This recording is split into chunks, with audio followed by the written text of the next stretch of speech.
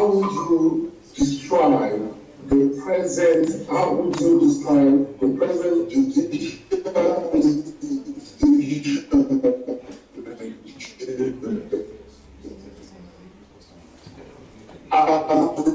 professor of law?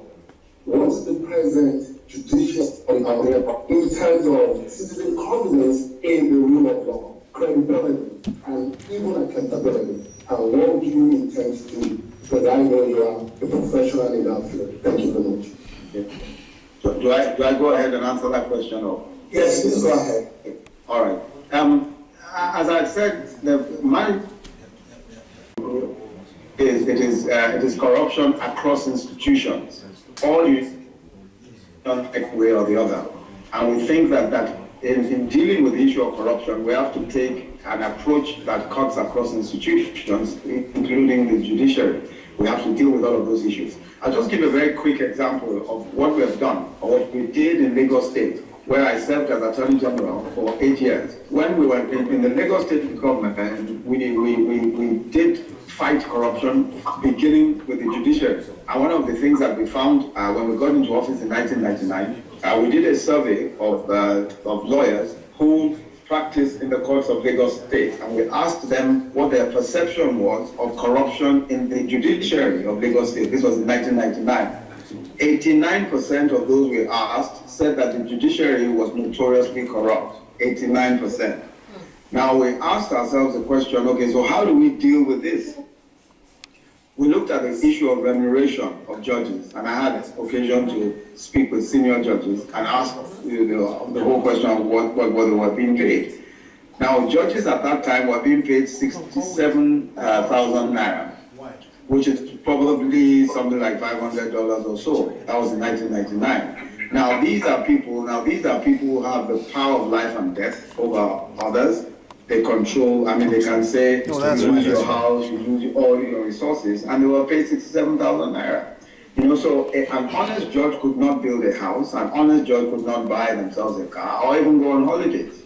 You know, so it was so clear that we needed to deal with the issue of remuneration, and that's the first thing that we did. We started by a policy of ensuring that once you become a judge in Lagos, you are given a home, and that home is yours for life, where you're given a 4-bedroom home with quarters and all of that, and that's your home for life. We also give you medical insurance, travel allowance, all sorts of things. To cut a long story short, we started paying much better than, and so judges today can basically afford most of what anyone in the private sector can afford.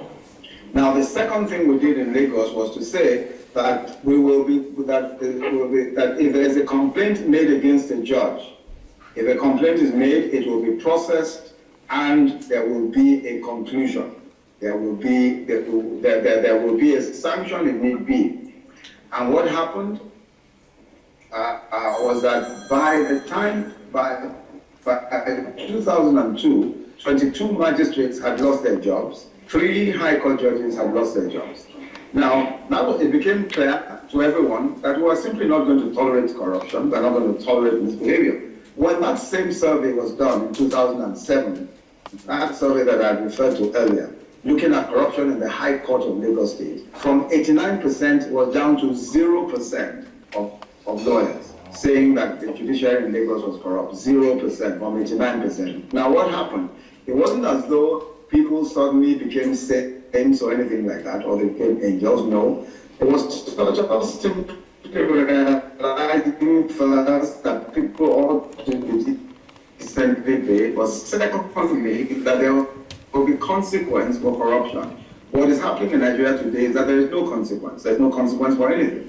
So the impunity that we see is what needs to be controlled. And that needs to be controlled across institutions. Every institution must know, whether you're the police, you're the civil service, or the judiciary, that it will not be tolerated. And once that is clear, and the number one person sets an example, and everyone knows that he will not tolerate it, then, things will certainly shape up. So I'm completely convinced that we can deal with the issue of